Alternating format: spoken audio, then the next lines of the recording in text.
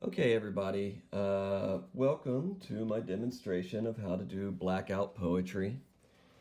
So first thing you're going to do is just get a book that people are done reading, that people don't want, that's just lying around the house. Make sure that you ask your parents first. You don't want to destroy a book that has some sort of sentimental value to them. So then I'm just going to come in here and you can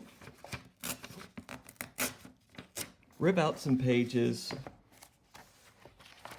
just kind of randomly throughout, because you're going to start out by doing a few of these different poetry assignments before we actually get into the art part of what we're doing. So now that I have some pieces of paper just randomly pulled out, I'm going to start looking through them, and I'm going to just kind of underline some words that stick out to me.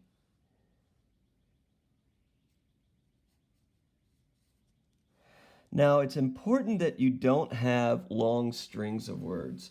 I would say the most words that you should have in a row would be 3 at the most. I typically like to keep it down to 1, maybe 2 words.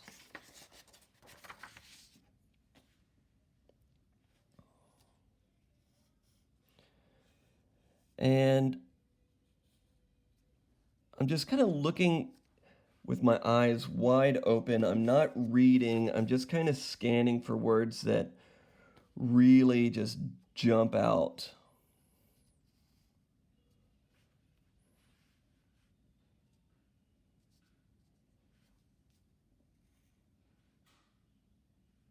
I kind of like this one. This one, I'm going to keep that one out. That one really sticks out to me. So what I'm going to do is I'm going to come in here and I'm going to start looking at how to kind of create this into a poem by rearranging and just selecting different words. Sorry, I actually read something there. So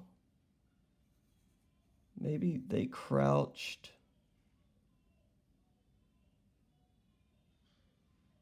So I didn't like how that one was turning out. You can see that I've kind of gone through a few different pages.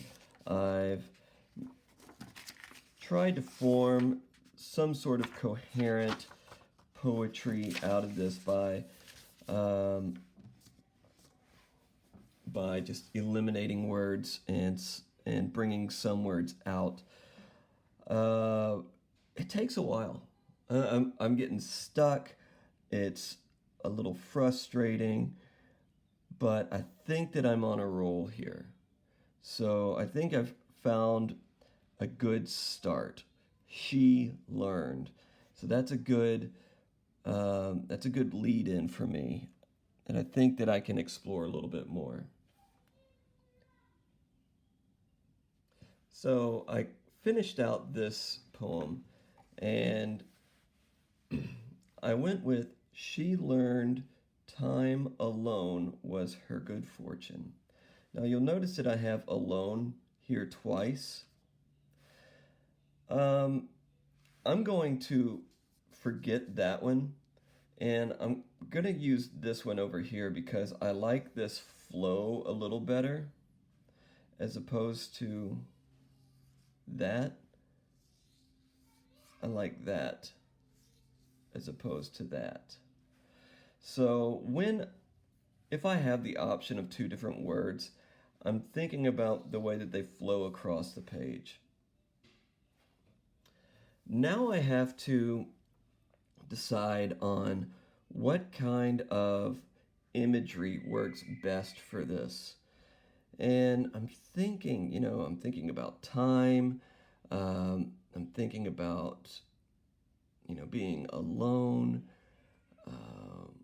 These are words that really strike up imagery. So I'm going to think along those lines, and then I'm going to kind of explore that a little bit more in a drawing. Like always, I want to draw in lightly with pencil till I commit to my ink. You want to draw light until you get it right. Now, you don't have to use ink, but I chose to do so. I like the way that it looks on the paper. It makes it stand out. You can see that I'm taking my time to fill it in. I've used the theme of time. And I chose to draw the star, she, up to the top left. You'll notice that she has the word she written inside of her. I separated her out from a group of people to make her feel more alone and separated from a group of people that kind of remain nameless and faceless.